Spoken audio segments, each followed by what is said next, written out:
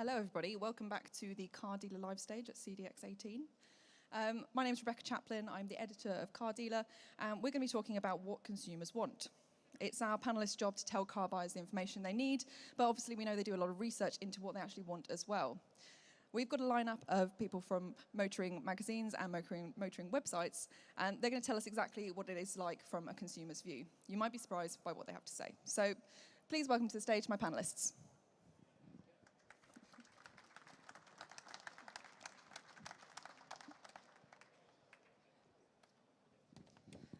So to my left, I've got Jim Holder, who is the editorial director of What Car, and we've got Jim Murray-Jones, who previously of Sun Motors, and you're now the chief marketing officer for DriveTribe.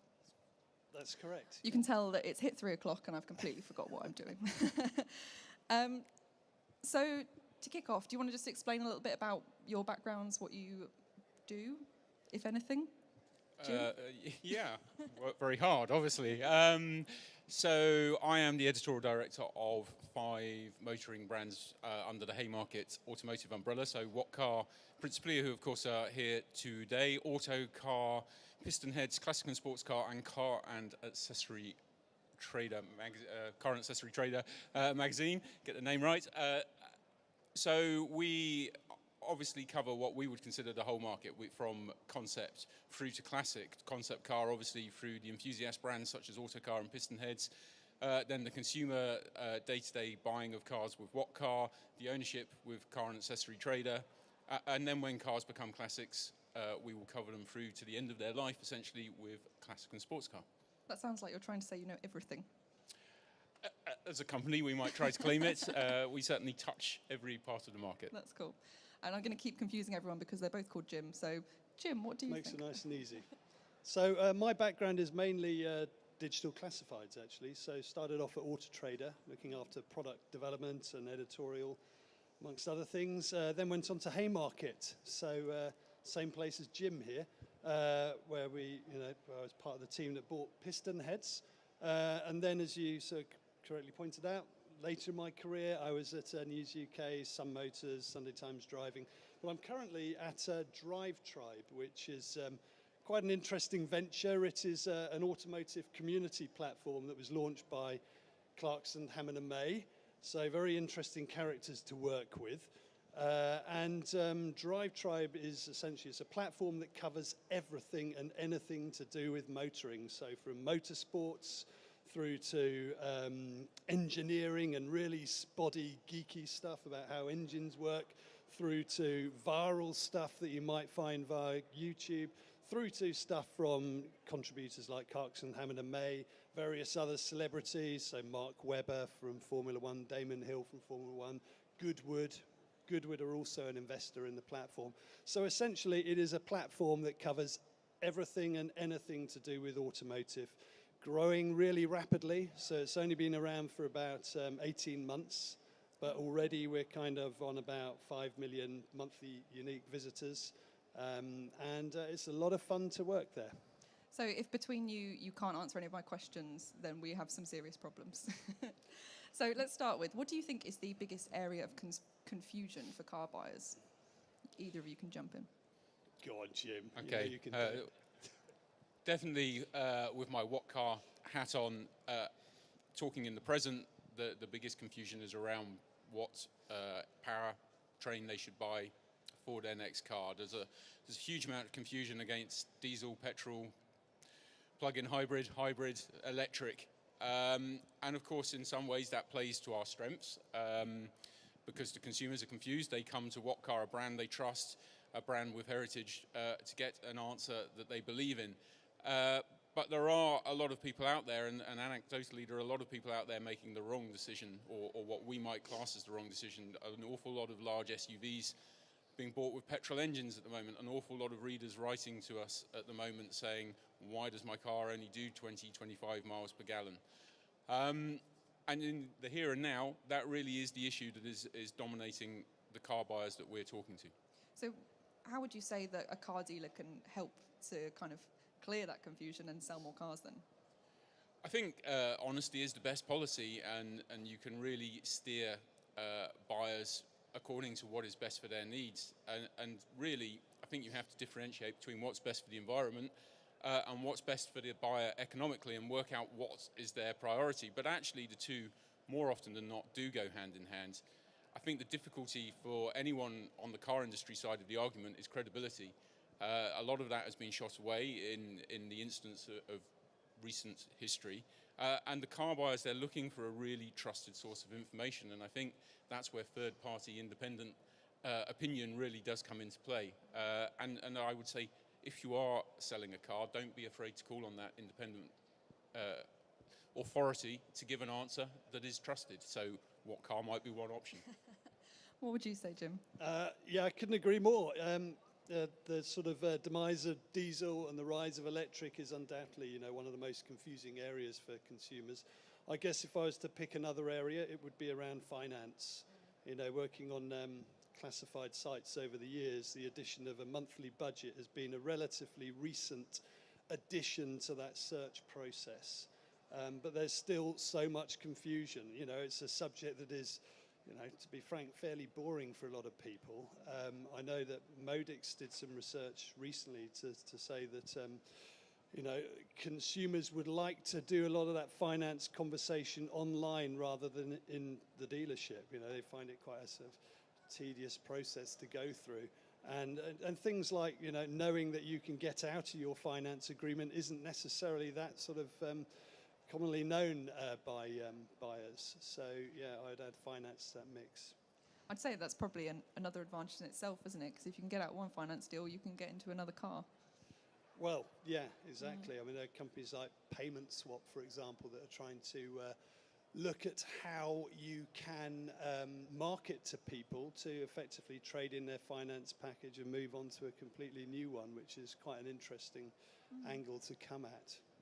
Do you two think that there are any misconceptions that dealers have about consumers and the way they want to buy?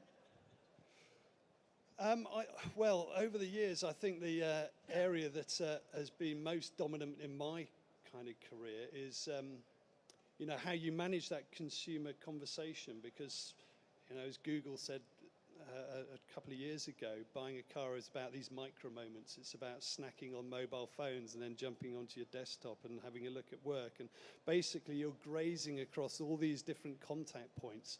And these contact points are ever more increasing with, smart televisions and so on.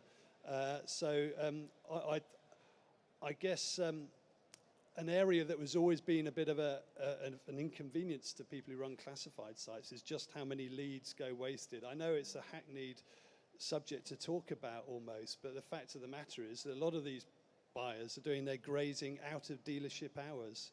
And, they want to be able to converse with a dealer at that point.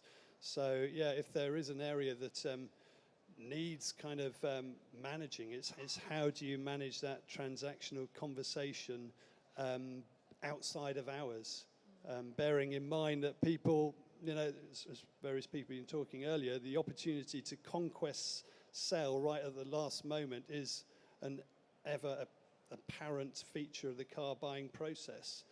So, it's managing those leads and having out-of-hours conversations. I think this is so key to grapple with. What would you say? I think probably the biggest risk is that such a large industry treats all customers in the same way and puts them in the same bracket. And it's easy to say and hard to do, but most training is focused around following best practice for the majority. But the people we encounter, certainly with What Car, they're very different. They have different needs, they have different requirements, they have different approaches.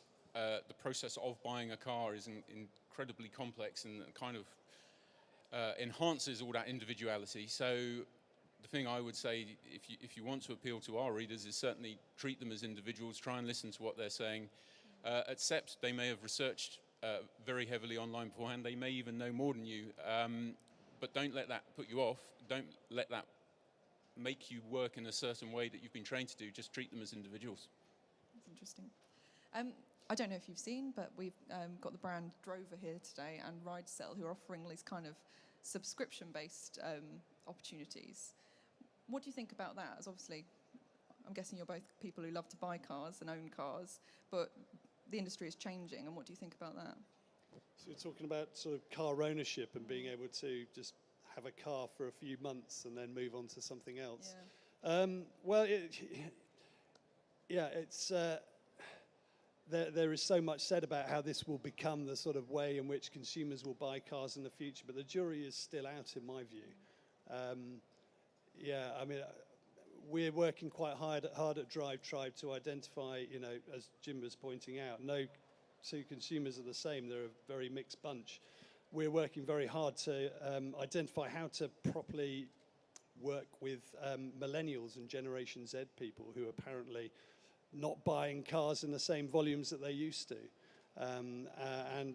We have various sort of social media platforms that we're using to engage with those sort of up-and-coming car buyers of the future. So it's difficult to tell where that will go in terms of ownership, but one that we're tracking closely.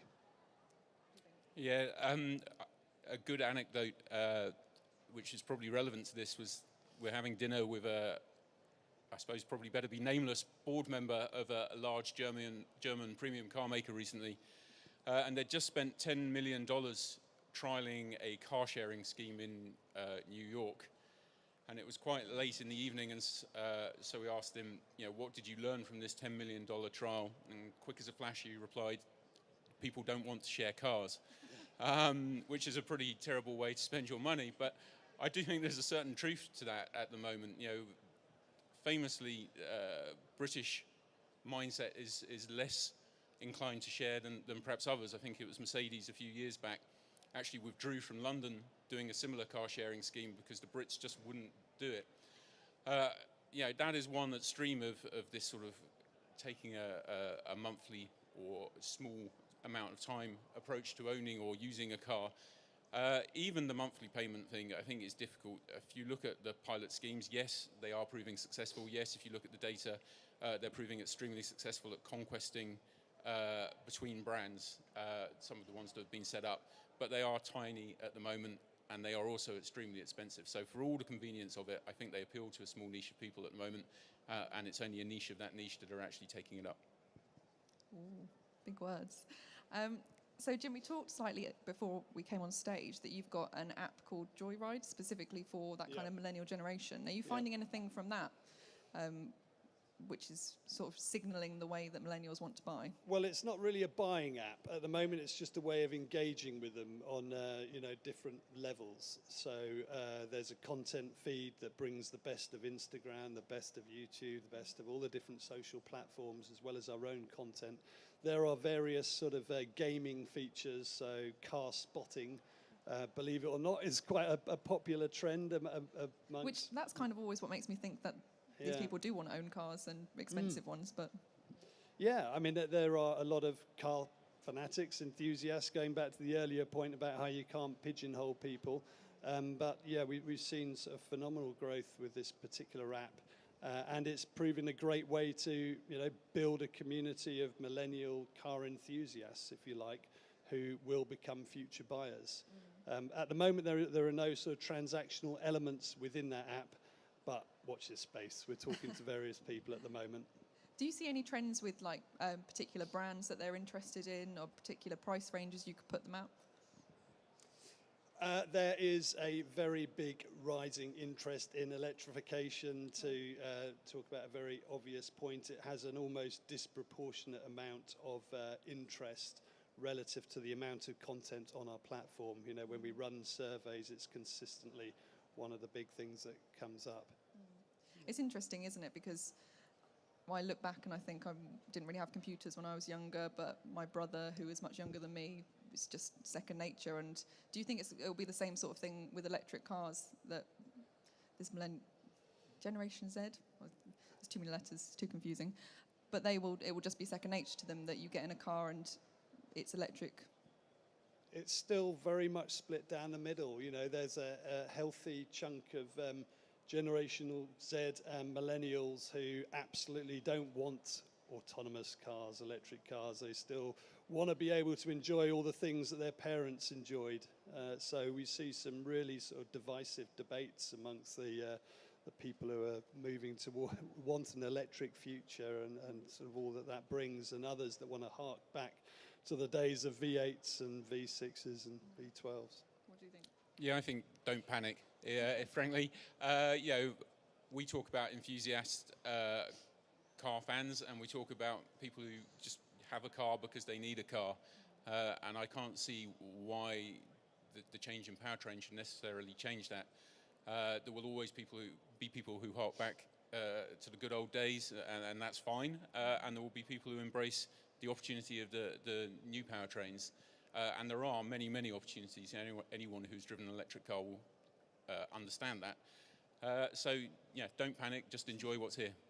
What about autonomous? Because we're seeing, well, it does feel like it's slightly died away recently, but it is very much in the minds of drivers. Do you think that is something people really want? I don't know, to be perfectly honest.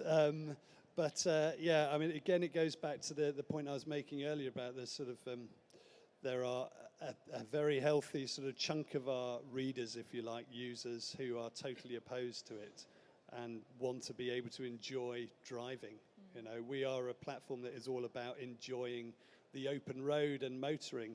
So we have, you know, probably a lot more support than we do sort of negative detractors. Yeah, sorry. Same answer. Don't be scared of it. You know, autonomy means many, many different things, and in a way, it's one catch-all word that we're going to have to start to learn to use a bit more carefully, because I think it's misleading as well. But do we want a car that, you know, the wipers work when it starts raining? That is an autonomous function, and yes, I do. Do I want a car that has cruise control on the motorway? Yes, I do. Do I want to be able to switch off from driving when I'm stuck in traffic? Yeah, actually, even as a car enthusiast, that's pretty appealing. Do I want the option of doing both things? Yeah, that would be nice. But actually, if you talk to most car manufacturers, that's how they see themselves differentiating between the different brands in the future. They're not all looking to get rid of the steering wheel and the pedals, and many of them are looking to seek an advantage through offering both options. So it's coming, that's for sure. You know, the legislators won't be able to avoid it because of the promise of reduced injury and fatalities. And it's how that is wrapped up within the passion and the enthusiasm also of owning a car. I think I almost see more passion and enthusiasm and interest in things like in-car cabin tech compared to autonomous driving. You know, the big new flash iPad screens, or the see-through bonnets that Land Rover have when you're driving up inclines, or see-through pillars, all these different kind of in-car tech things, you know, particularly those that are being launched at CES rather than motor shows. You know, those seem to generate a lot more interest amongst our readers than, you know, autonomous driving. I'd be interested to know what your users and also your friends ask you about, because as a motoring journalist, I get asked all the time about what people should buy, and usually you say, well, what do you want it to do? Well, I want it to have a USB port, and that's the main thing. What would you say is the main thing people are interested in when it comes to cars? That's a tough one. It depends on the individual, to go back to a previous answer. You know, there is still a very large proportion of people who just want the traditional. Is it reliable? Will it get me from A to B? Will it do it in comfort? Will it do it economically? I would say one sort of anti-trend, if you like, is that people are consistently and vastly more interested in will it save them money than they are will it save the planet. And we see that all the time. If we do a cover line for what car, you know, we won't put a CO2 figure for saving the planet, I'm afraid. It will always be about how much money the car can save you. People are, you know, they divide up for how they buy the car. They're rational, they're irrational.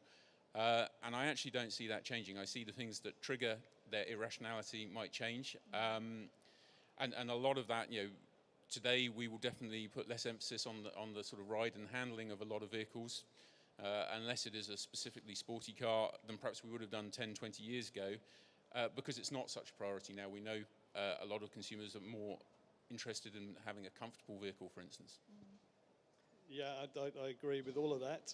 The other thing that I would add to it is about value.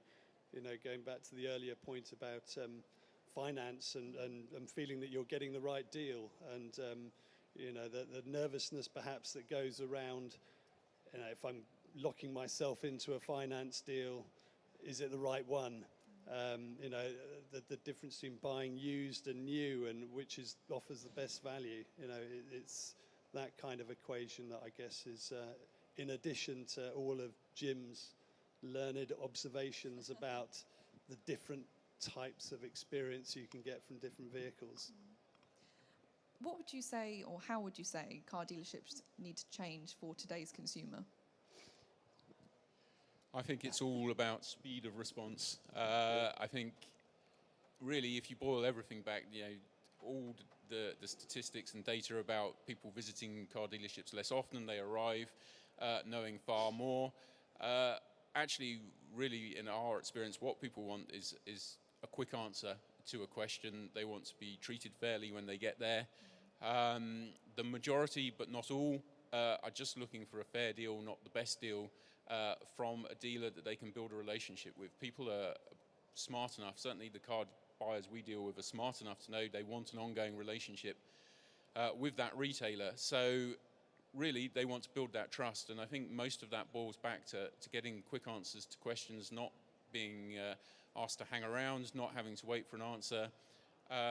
Quick responses in a digital way, is not just face-to-face, email, telephone, the whole lot.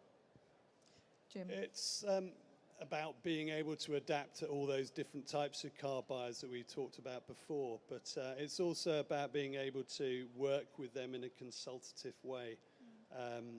Being able to identify where they've come from in the car buying journey, the other touch points that they may have been through, and where possible trying to gather intelligence about the pain points, the barriers they might have had on that process. So particularly around areas like electric and finance that I mentioned before, being able to deal with those sorts of objections in an informed, consultative way. And to pick up on the earlier point, to be able to deal with people out of hours and pick up a conversation the next day and build on it from there. Would you say there are any car brands that do the whole sales process particularly well? I don't honestly know, to be frank. That was a proper on-the-spot question. I think it's more a case of thinking about it from the dealer point of view. Without wanting to name any names, my career is kind of littered with various dealers that we had consistent conversations with about leads that were, left to go, were kicked into the long grass rather than being dealt with. I guess to name some that have done well from memory, Lookers always used to come up well, particularly in areas like video, so use of video both in the car search process but also afterwards, receiving emails with links to videos to say thanks for your business. And Brilliant. Yeah, I think if you look at OEM brands, certainly I'm aware of a lot of Volkswagen Group customers who've had good experiences, particularly increasingly through the app where you can track your purchase and the build slot week to week. And that just comes back to the point about communication. The customer feels in touch. And actually, we've had experience recently of customers having their car delayed, but because it was communicated really clearly, it was on the app, then it was followed up with a phone call, that was very powerful. But I also think it's not necessarily just talking about the manufacturer. Obviously, it really boils back to the dealership and the retailer. And that's where it can all go so well or can all go so wrong. And I can bracket Volkswagen in a group, but of course the dealerships can offer their own individual twist on whether it goes well or not. But yes, Lookers come up time and again. Marshalls come up regularly. Bristol Street Motors and Virtue, their sort of relentless focus on customer service certainly shines through. Fantastic. Well, unfortunately, that's all we have time for in this session. But James is going to be up next talking about how you can measure the return on investment you're getting from your adverts. Thank you, guys.